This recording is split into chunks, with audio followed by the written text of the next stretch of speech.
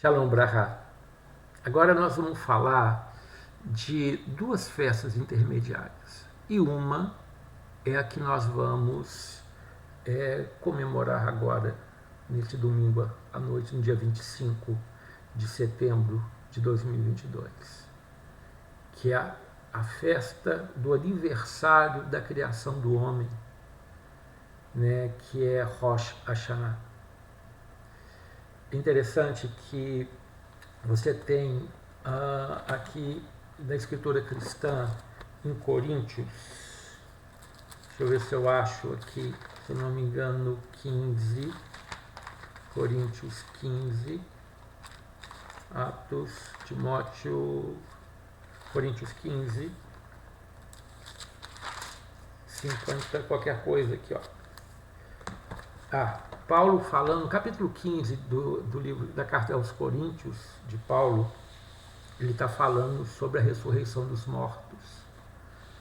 Ele vai 50 versículos falando só da ressurreição de uma forma muito bonita, vale a pena ler. Agora, no versículo 50, ele fala o seguinte: isto afirma, irmãos, que a carne e o sangue não podem herdar o reino de Deus, nem a corrupção herdar a incorrupção. Então nós temos que separar uma coisa. No judaísmo, o reino de Deus, aquilo que até Jesus fala do reino de Deus, ainda primeiro procurai o reino de Deus, as suas justiças, as demais coisas serão acrescentadas. Ele fala do reino de Deus nesse momento, nessa terra, aion, hoje. Ou seja, busca praticar a justiça de Deus, ou seja, que o reino dele é a justiça dele, é quando todos os mandamentos dele são cumpridos completamente, sem tristeza, sem mal, com kavaná verdadeira, ou seja, com intenção do coração verdadeiro, ou seja, o amor ao próximo ser total, o amor a Deus ser total. Jesus está falando só dessa transformação dessa terra. Agora, Paulo fala do reino de Deus, de um reino espiritual, de um reino do porvir, do Olam Rabá, ou seja, do universo que vem depois. E ele fala que esse reino, ou seja, desse do depois, é a carne, a corrupção não pode herdá-lo. Olha o que ele fala: eis que vos digo um mistério, nem todos dormiremos, mas transformados seremos todos. Ou seja, isso já é algo paulino. No judaísmo você não tem nenhuma referência disso. Eu, pessoalmente, não tenho nenhum conhecimento no Talmud ou no Kabbalah sobre isso, mas pode ser que tenha, porque Paulo era um talmudista, Paulo era um levita extremamente estudioso, né, que ele traz coisas fantásticas aqui de Pirkei Avot, ou mesmo da Torá, por isso que muitas das cartas dele, desculpa a minha sinceridade, eu duvido que foi ele que escreveu, né, porque se contradiz em muitos pontos.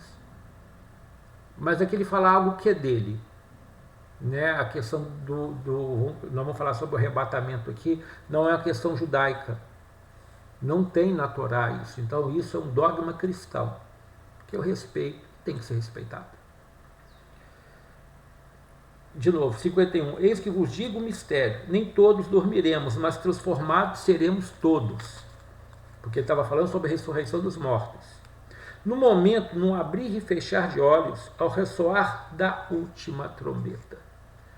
Aqui nós podemos entender sobre essas trombetas de Apocalipse, já que o livro de Apocalipse é dito escrito por João, então provavelmente ele teria conhecimento disso, ou ele estava falando de Rosh Hashanah, que é também chamado de Yom HaTeruah, o dia do toque do shofar, ou traduzido de uma forma mais tranquila, festa das trombetas. Na noite e na manhã de Rosh Hashanah, nós tocamos 100 toques do shofar. E o último toque é um toque longo, né? O último teruá, né? O último toque é um toque longo. Então, quando ele fala assim, ao ressoar da última trombeta, a trombeta soará, os mortos ressuscitarão incorruptíveis e nós seremos transformados. Então aqui é algo que não é nem depois do Armagedon, não é nem no reinado do Mashiach. Porque como nós lemos lá em Isaías, as pessoas vão sair e vão ver o corpo, como está lá em Apocalipse, né? O sofrimento daquelas pessoas que foram contra Jerusalém, que foram contra o Senhor. Então aqui está falando de algo que é tremendo, que nós não sabemos nem que ponto, quando que vai ser. Então, Rosh Hashanah representa exatamente isso para o cristão, o arrebatamento.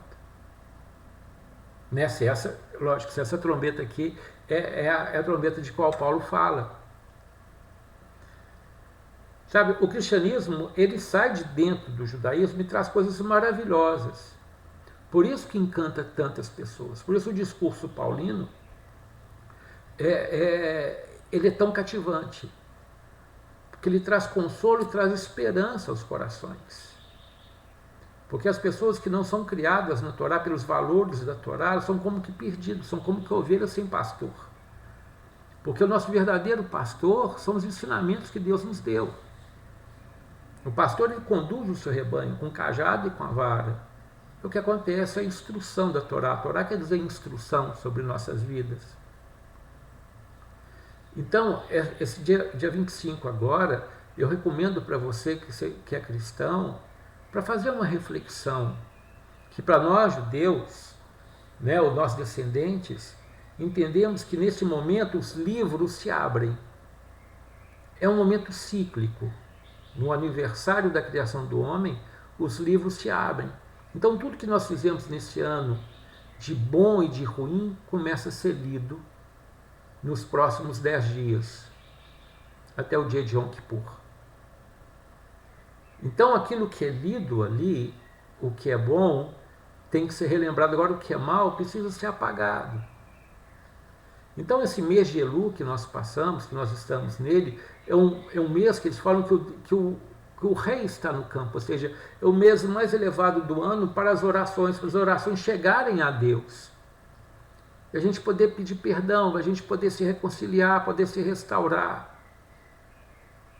É um mês que ele está mais próximo, vamos falar assim, de certa forma, nós é que ficamos mais próximos dele, ou seja, ele fica menos oculto. E aí nós buscamos sua face.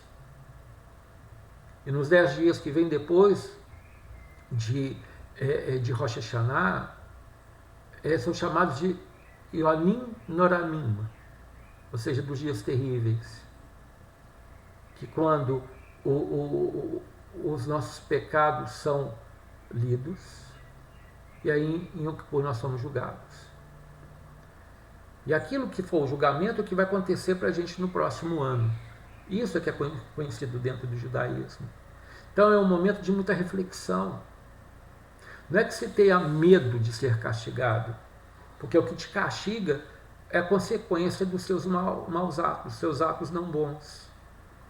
Mas é o momento da gente refletir, da gente pensar daquilo que eu fiz, aquilo que eu deixei de fazer, aquilo que eu não deveria ter feito, aquilo que eu poderia ter feito melhor. Todo o meu raciocínio sobre os meus valores. Porque como nós lemos na paraxá passada, a vida e a morte está dentro de você, está na sua frente. A palavra dessa Torá está na sua boca e no seu coração, cumpre você cumpri-la. Você é o seu pastor. Você é o seu condutor. Você que se conduz. O judaísmo é muito claro nisso, uma questão de responsabilidade pessoal. Não julgar para cima do diabo ou de outro, porque o mal se alimenta das coisas más que você faz. Não é ele que te conduz, mas a sua própria concupiscência, sua própria soberba, seu próprio coração duro é que te leva a andar mal. Por isso que ele chama de erva amarga aquele que tem no seu coração, mesmo escutando essas coisas da Torá, eu vou andar segundo o proceder, o bom proceder do meu coração, ou seja, aquilo que o meu coração acha que é bom. Seu coração não tem que achar nada que é bom. Seu coração tem que obedecer, entender que aquilo que é dado para nós na Torá é que é o bom para nós. a estrutura de caráter, a estrutura de valores, a estrutura de ética, de moral. É isso que faz a nossa vida ser boa, ou no cumprimento da nossa vida não ser boa. Então, Rosh Hashanah é um momento de pensamento, de reflexão. Por isso que é um serviço longo. Né? O serviço judaico de Rosh Hashanah de manhã demora umas 4 horas, mais ou menos. Mas é um momento de limpar a alma, é um momento de estar diante de Deus. Momento de buscá-lo. Por isso que a noite anterior é uma noite até de uma vigília. Né? Ou seja, desse sábado para domingo.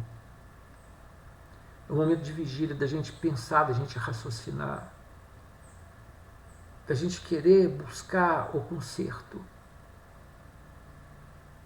Porque no Yonim Noraima, ou seja, desses dias terríveis que se seguem, possam ser dias de felicidade. Por isso que em Rosh Hashanah a gente deseja que você seja inscrito e selado para o ano novo bom e doce. Porque nem tudo que é bom é doce. Às vezes é amargo o bom para a gente, mas a gente está desejando que você seja inscrito no livro das boas notícias, do bem-estar, da prosperidade, da saúde, da paz do lar, da tranquilidade, do parnassá, ou seja, de uma provisão financeira mais do que necessária, sabe, de boas notícias, de boas sentenças, de reconciliações, de cura, de bênção, sabe, de restauração. É tudo que se deseja no ano novo, né? O costume da romã é um costume judaico, porque diz, não é verdade, mas a gente tem como isso que a romã tem 613 sementes, né? Ou seja, são 613 mandamentos que tem a Torá para nós. Sabe, Rosh Hashanah é um momento de esperança, é um momento de alegria de verdade, e não de querer deixar na boca do primeiro que passa na sua frente, na virada da noite, que nem existe esse negócio de virada da noite, né? Porque o dia começa no pôr do sol. Né? Se usa o branco, é comum usar o branco, né? Porque representa a pureza dos anjos, e não de simpatia. Né? Não tem necessidade de guardar a semente de romã na carteira, mas guardar os mandamentos que a romã representa no seu coração, na sua mente e nas suas mãos. Sabe, Rosh Hashanah é o momento em que a gente se alegra com temor, espera com ansiedade os 10 dias que se passarão, porque aí nós vamos ter o único jejum mandado por Deus. Todos os jejuns são consequências de situações que aconteceram na vida. Por exemplo, os jejuns de Israel, você tem o jejum de Guedalia, que é no dia seguinte de Rosh Hashanah. Você tem o jejum da queda dos muros de Jerusalém. Você tem o jejum de 9 de Av, que é o dia que foram destruídos os 2 templos, de várias coisas aconteceram.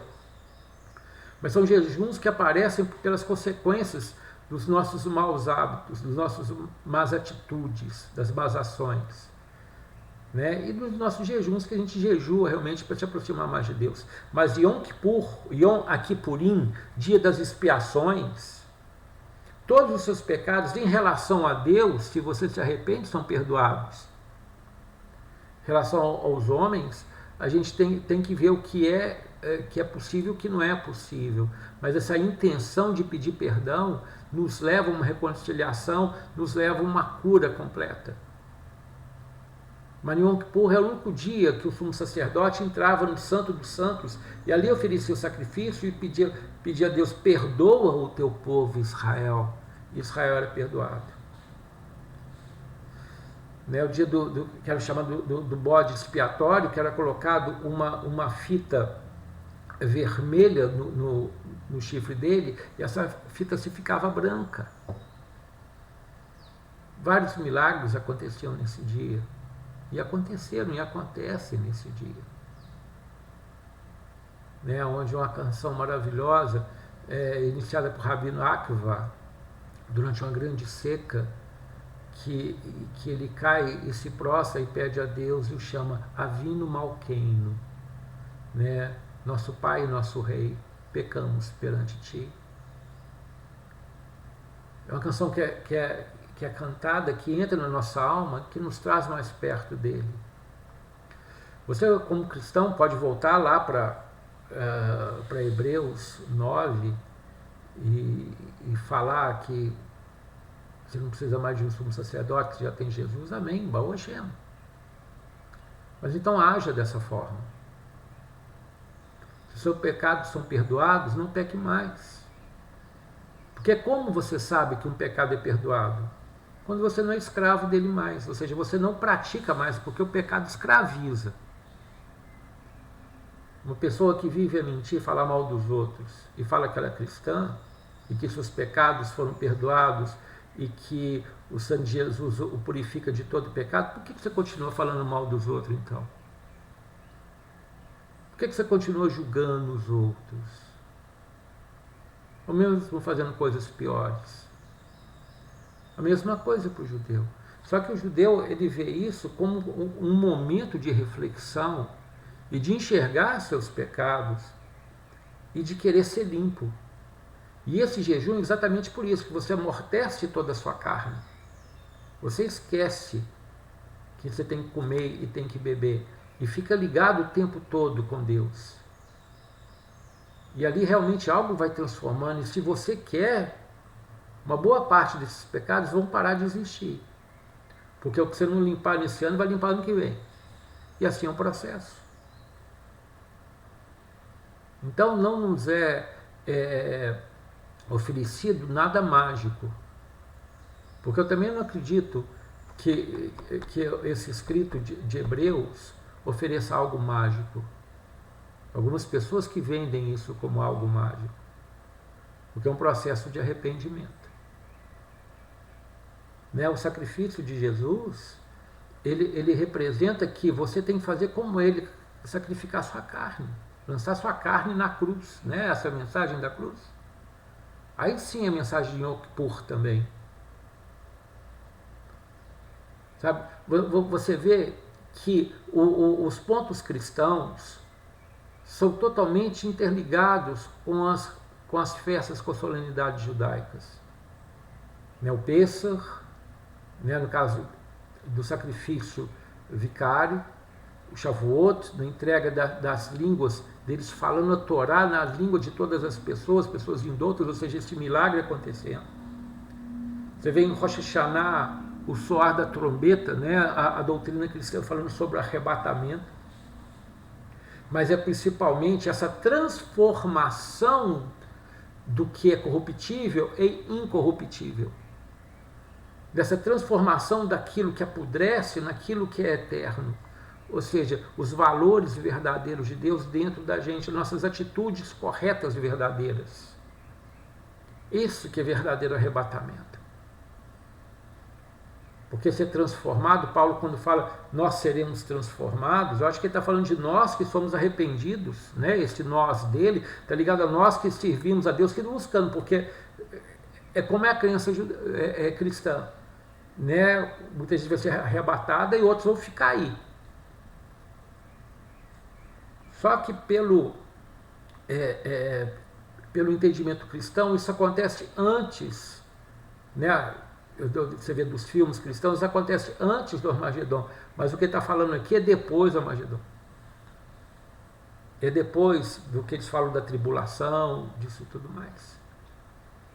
Mas isso é uma questão, não vou entrar em teologia cristã nisso aqui, né? Mas o que ele está mostrando, né, desse reino de Deus não é o reino de Deus terreno, do qual Jesus fala.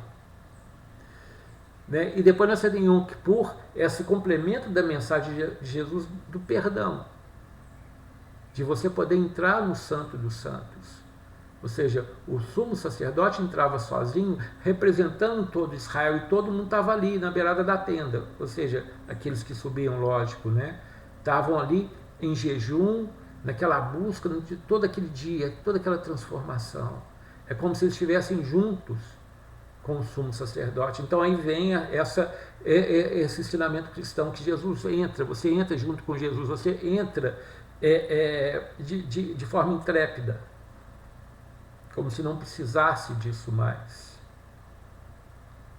Mas só que nós vamos ver que todas essas coisas são restauradas, exceto o Yom Kippur. Aí já é uma coisa de conversa entre os sábios, que eu não quero entrar muito nisso, porque eu não domino esse ponto. Na verdade, eu não domino nada, né? Eu falo daquilo que eu estudo, daquilo que eu vejo, que eu aprendi. Que domínio é outra coisa.